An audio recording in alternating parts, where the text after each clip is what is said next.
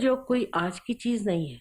हजारों वर्षों से सहज, सह माने आपके साथ और जो माने जन्मा हुआ, ये योग का साधन आपके साथ जन्मा हुआ है। माने जैसे एक जीवंत क्रिया है, ये एक जीवंत क्रिया है, जीवंत शक्ति है जो हमारे अंदर कार्यान्वित है। अब हमें कहा जाता है कि हम अमीबा से इंसान बन गए। तो कैसे बने, किस तरह से बने, किसने बनाया? हमें तो कुछ पता नहीं किस तरह से बन गए। सहज बने। जो एक आप बीज जमीन के अंदर लगा देते हैं, उसमें जो अंकुर आता है वो सहज है, उसमें आप कुछ कर नहीं सकते, वो सहज है क्योंकि एक जीवंत क्रिया है। जितनी भी जीवंत क्रिया है वो सहज है। हमारा श्वासोच्छ्वास लेना भी एक सहज क्रिया है। अगर हमें श्वासोच्छ्वास लेने के लिए किताबें पढ़नी पड़े और या तो किसी से सीखना पड़े तो न जाने कितने लोग जी सकेंगे। इसी प्रकार कुंडलिनी की भी जो शक्ति है वो भी सहज में ही जागृत होती है। ये शक्ति अंदर हमारे अंदर निहित है, हमारे त्रिकोणाकार अस्थि में, और उसे हम मूलाधार कहते हैं। माने वो हमारे मूल जो कि कुंडलिनी है उसका आधार है।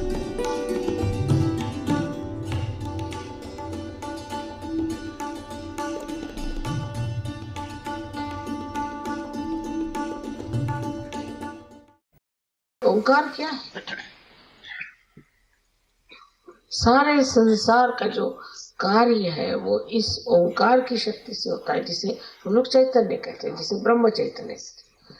ब्रह्म चैतन्य का जो साकार स्वरूप है वो ओंकार है, और उसका जो मूर्त स्वरूप है या विग्रह उसका जो है वो श्री गणेश, और उसका जो अवतरण है वो है ईसा मसीह। इस चीज को अगर आप समझ लें तो जब हम लोग गणेश की स्तुति करते हैं तो बस पागल जैसे गाना शुरू करते। एक एक शब्द में हम क्या कह रहे हैं उनके लिए, हम उनकी शक्तियों का वर्णन कर रहे हैं। किस लिए कर रहे हैं?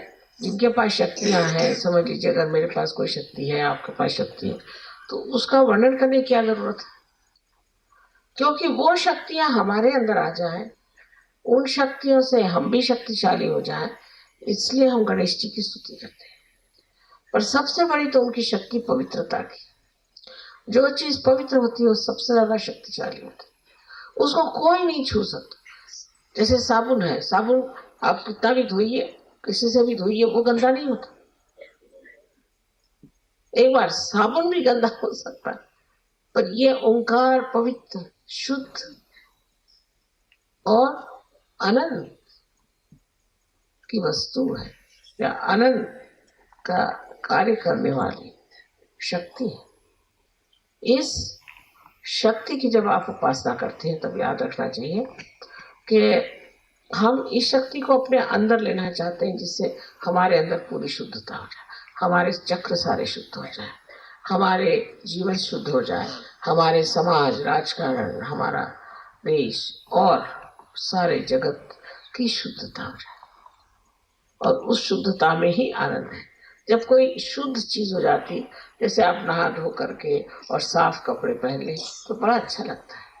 पर जब पूरा ही आपका जीवन इस ओंकार से स्वच्छ हो जाता है, तब इसे हम आत्मानंद कहते हैं, वो होता, वो मिलता।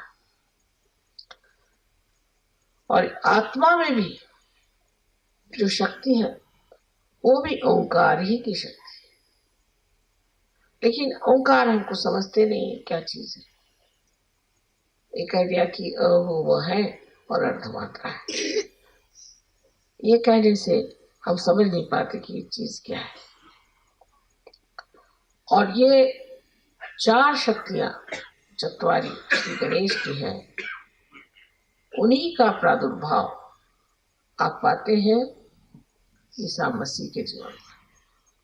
लेकिन वो 4 साल तक ही जीवित रहे, और पता नहीं कैसे कि उनके बारे में हिंदुस्तान में बहुत कम जानकारी रही, पर पाश्चिमात्य देशों में उनको लोग मानने लगे। अब ये तो सिर्फ खोपड़ी मात्र है, इनको और कुछ है नहीं, न हृदय है न कुछ है, सिर्फ खोपड़ी है। और उस खोपड़ी में इतनी सूक्ष्म चीज कैसे घुसेगी?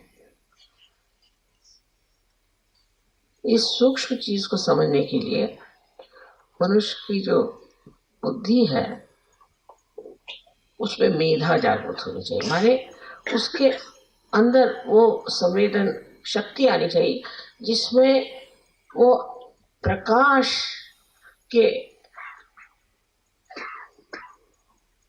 पुंज से भर जाए, प्रकाश के पुंज से भर जाए। उस प्रकाश में नॉर्मली आप देखिए कि अगर ये प्रकाश आंख पे आ रहा है तो आंख धुंधला जाती है, लेकिन ये अंदर का जो प्रकाश है उससे आंख धुंधलाती नहीं, पर सब कुछ दिखाई देने लग जाता है। उस आत्मा के प्रकाश को पाने के लिए आज्ञा चक्र पे आप देखिए, बराबर आज्ञा चक्र मेधा के ऊपर में, ये मेधा है, इसको कि ब्रेन प्लेट कहते हैं, इस पे यहाँ आज्ञा चक्र है। जब मेधा खुलती है मतलब मेधा ऐसी है बंद, जब खुल जाएगी तभी आज्ञा चक्र खुलना कहते हैं। और जब इसके अंदर से कुंडलिनी ऊपर आती है और जब वो मेधा के ऊपरी हिस्से में छा जाती है तो मनुष्य की बुद्धि में एक विलक्षण, जो कि मनुष्यता से परे, मनुष्य की बुद्धि से परे एक विलक्षण दैवी शक्ति प्लावित होती। और इस दैवी शक्ति से आप समझने लग जाते हैं कि सत्य क्या है और असत्य क्या है। उसी की शक्ति से आपके हाथ पर भी आता है। धीरे धीरे आपको कोई भी बात हाथ पर जाने की जरूरत नहीं, ऐसे आप जान जाएंगे, आप फौरन समझ जाएंगे ये झूठा है, ये अच्छा है। पर कुछ लोग बहुत जल्दी इस चीज में उतर आते हैं। मैं कहती हूँ उन पे ईसा मसीह का आशीर्वाद हो गया।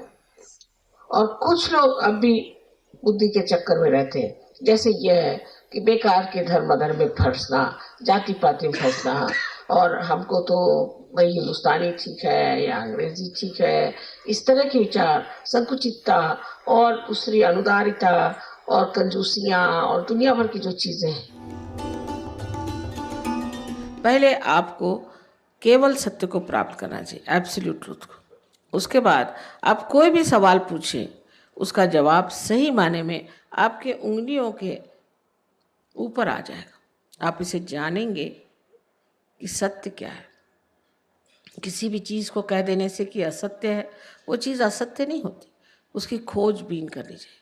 बड़ी ये गहरी चीज़ें हैं। और श्री गणेश का कार्य तो अत्यंत अत्यंत गहरा है।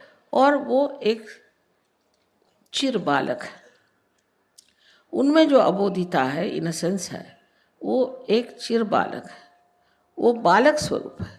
क्राइस्ट ने कहा है कि if you have to enter into the kingdom of God you have to become like children.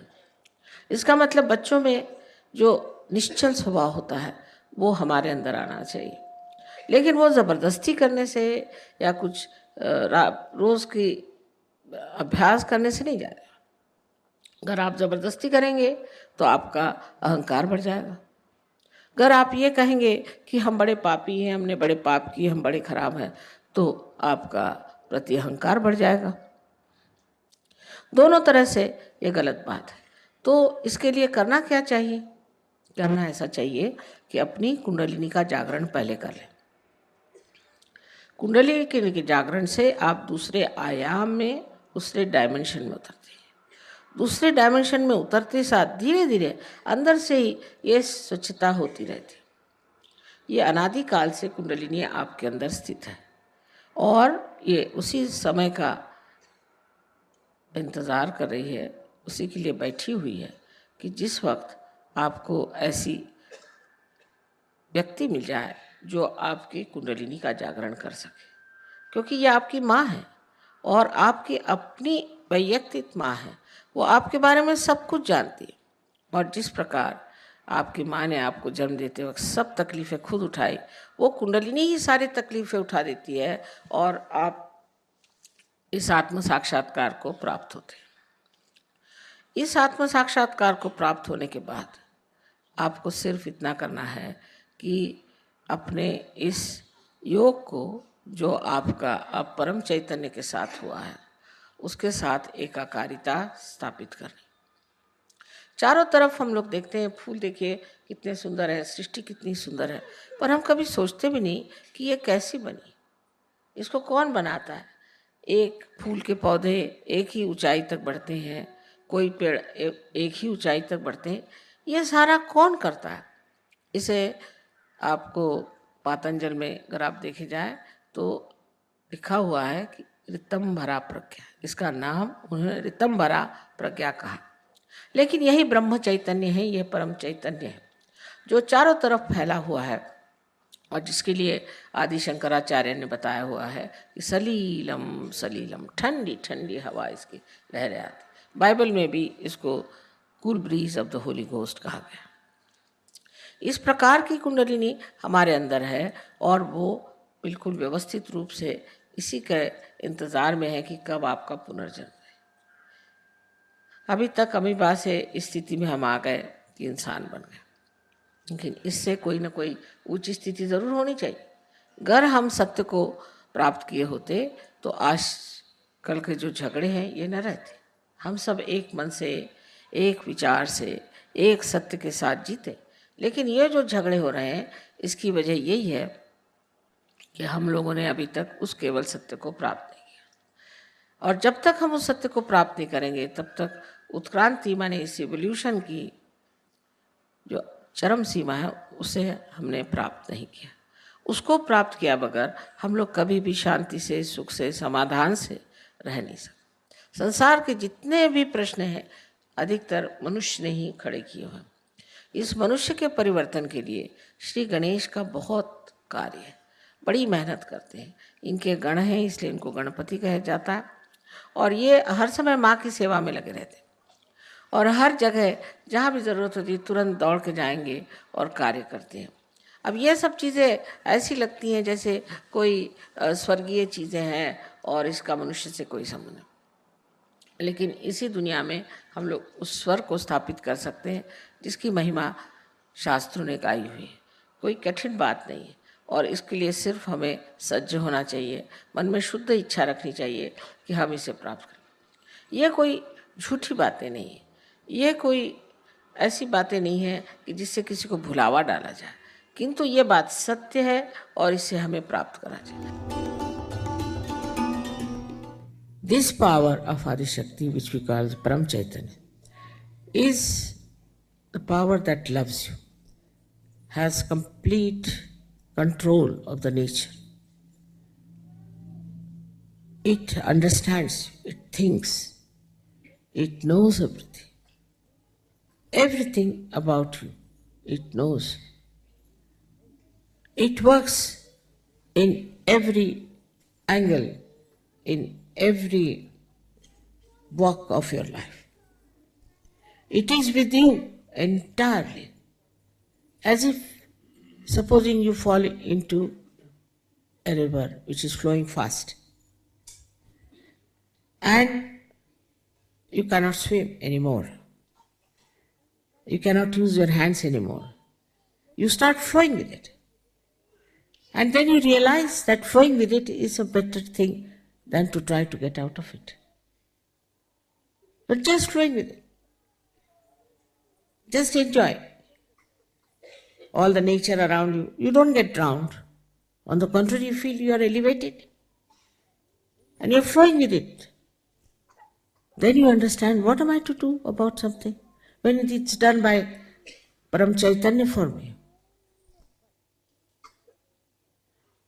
But credit should be given to your Kundalini, which has worked it out, has put you onto that shore, has put you onto that beautiful heavenly kingdom of God. Thus, you understand there are two things that have happened. That first, your mother, your Kundalini, which is within you, which is your own mother, which has been with you throughout, has given you this birth. And then it has taken to that power, which power you can use yourself. You are empowered by that. You'll be amazed how this power helps. I mean, you see, I shouldn't say that you can have all the powers. I shouldn't say that. But today, you see, they were complaining about somebody. Immediately, I told the name of the person. Now you'll say how I knew. But I just know. That's all I can say. I just know. Supposing you are dealing with carpets, all right. So you know what pattern is this, what pattern is that, from where it has come, everything. You know, isn't it? If you are there, you know everything. If this power is everywhere, one has to know everything. The connection is such. If you want to know, you can know anything. So they have called also Buddha as Sarvalokiteshvara. That he sees all the lokas. How does he see? Sarvalokiteshvara. Because his ego, what we call, is the Parama ego, you can call it. Mahat Ahankara knows everything, while your ego doesn't know anything. Because it doesn't know anything, you are enveloped by it. If he had known, if the ego had known what is the truth, you will be a free person, absolutely free. But you don't want to surrender your ego. You don't want to allow yourself to flow into the river as thou, oh, he said. No, you don't want to enjoy. You want to have your own speciality.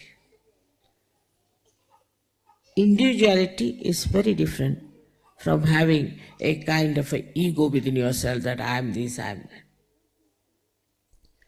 So this differentiation must start. After realization, in the light of realization, you should start seeing things. Parama Chaitanya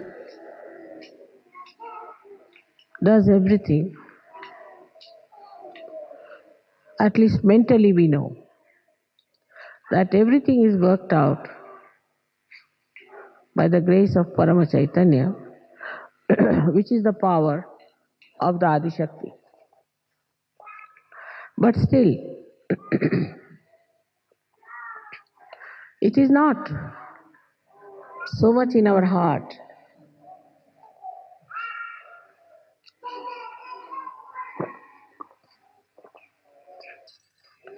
So much in our attention.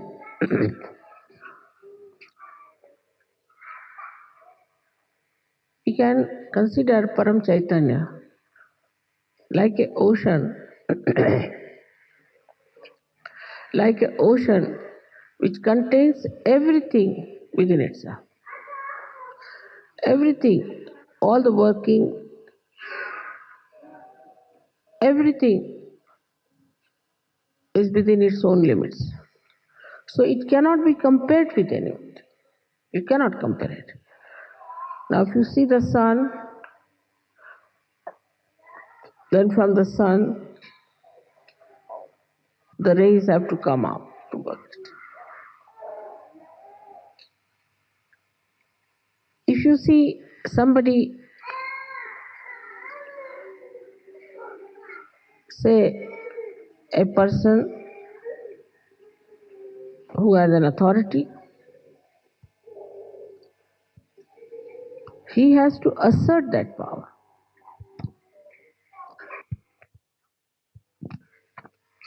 So within himself, he doesn't work it out.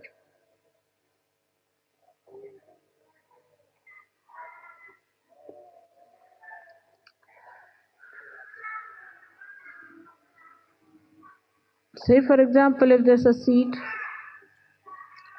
and inside the seed only the tree grows and the fruits come out, and then they are sold and people eat it, and everything is inside that seed, then that is Param Chaitanya. So we are all enveloped in it.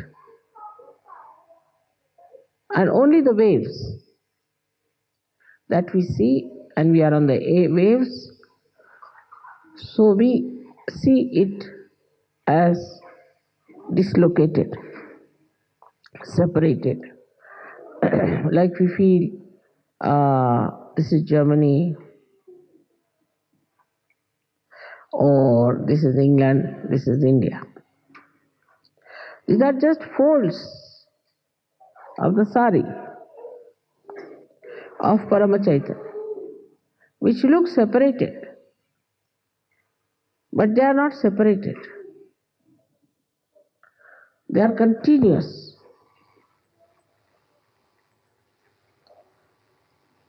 So the connection is absolutely complete. If I pull a thread from here, the thread will throughout be pulled. In the same manner, this Paramachaitanya is working within itself. And there is nothing without. So when you are Sahajogis,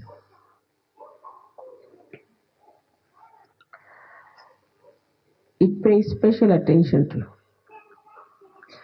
Or I should say, it becomes absolutely one with you. Whatever you desire, whatever you want, also will be coming from the same Paramachaitanya, if you are one with it. Like in a, say, turbulent ocean, some drops of water may fly into the air and start thinking that we are above.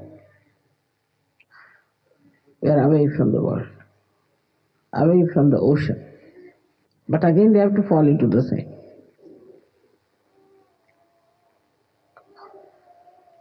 So this formless energy, which has all the intelligence, all the coordination, all the organizations, all the computers, all the televisions, all that you can think of communication and of governing, of administration, and above all, it is the love. It is the love of God and love of your mother.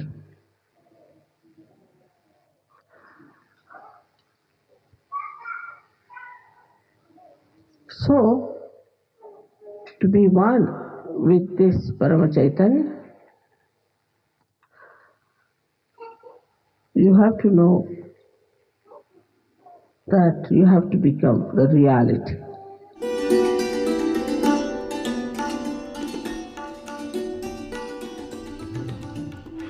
आप लोग सब मेरे और ऐसे हाथ करें.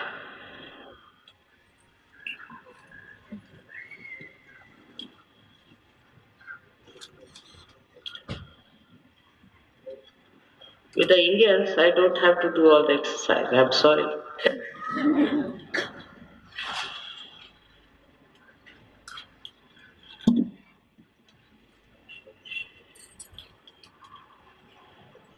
अब अपना राइट हैंड मेरे और करें और सर झुका करके देखें कि आपके तालू भाग से कुछ ठंडी हवा आ रही है.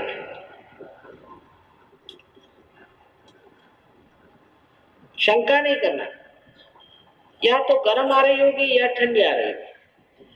अगर गर्म आ रही है तो सबको माफ कर दीजिए. If it is hot air then please forgive everyone. सर झुका लें, सर झुकाइए.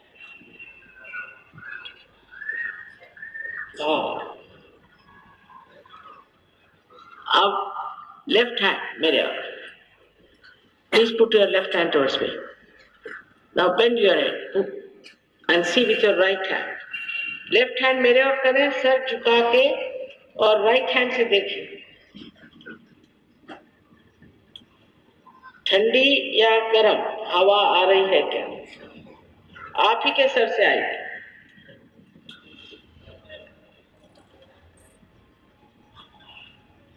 अब राइट हैंड मेरे ओर करिए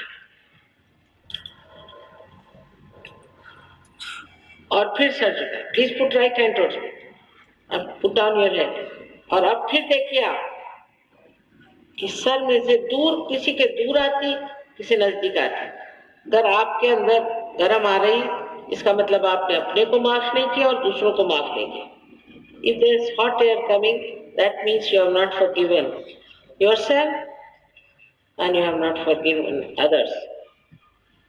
So please forgive now. अभी आप सबको माफ करिए, माफ कर दीजिए, माफ, भूल जाइए सब। हाँ,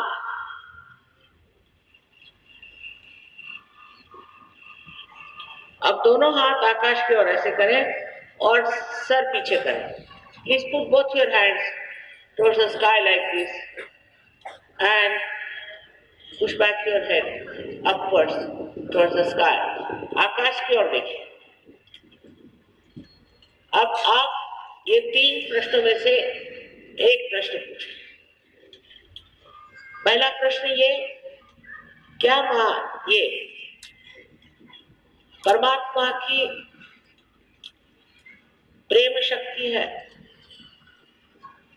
3 बार पूछे। या दूसरा प्रश्न, क्या मां ये परम चैतन्य है? और तीसरा प्रश्न, क्या मां ये रूह है? Please ask one of the questions, mother is this the full breeze of the Holy Ghost? 3 times. Or mother is the all-pervading power of divine love. Or thirdly, mother is the Param Chaitanya truth. Ask any one of these questions 3 times. Now put down your hands. Put your hands towards me like this. आपके सबके हाथ मेरी ओर करिए और अब निर्विचार हो जाइए। Become thoughtless.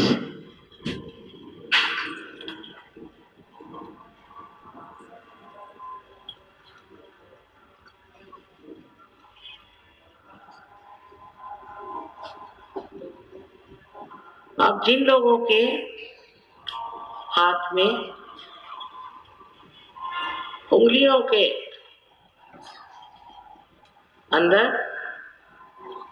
या तलवे में या दोनों हाथ में, इसके अलावा तालू से ठंडी हवा या गर्म हवा कहीं भी आई हो, ऐसे लोग दोनों हाथ ऊपर करें। प्लीज रेज योर हैंड्स और गेट द फुल ब्रीज।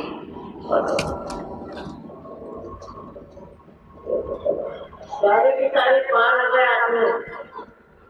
आपको नमस्कार, आप संतों को नमस्कार और साधुओं को नमस्कार और योगियों को नमस्कार, अनंत आशीर्वाद। आप इसमें उतरिए, उतरने की बात है। और ये जान लीजिए कि सहयोग आज का सामूहिक है, तो घर में फोटो रख के नहीं होने वाला। सामूहिकता में आना पड़ेगा। सामूहिकता में आप बढ़ेंगे, नहीं तो बढ़ नहीं सकते। इसका कारण है कि ये एक सामूहिक कार्य है। कृपया इधर ध्यान दें। ये एक सामूहिक चेतना का कार्य है और वो सामूहिकता में ही जमता है। इसलिए सब चीज एक तरफ और एक तरफ अपना उत्थान, ये समझ करके आप आइएगा। मेरा सबको अनंत आशीर्वाद।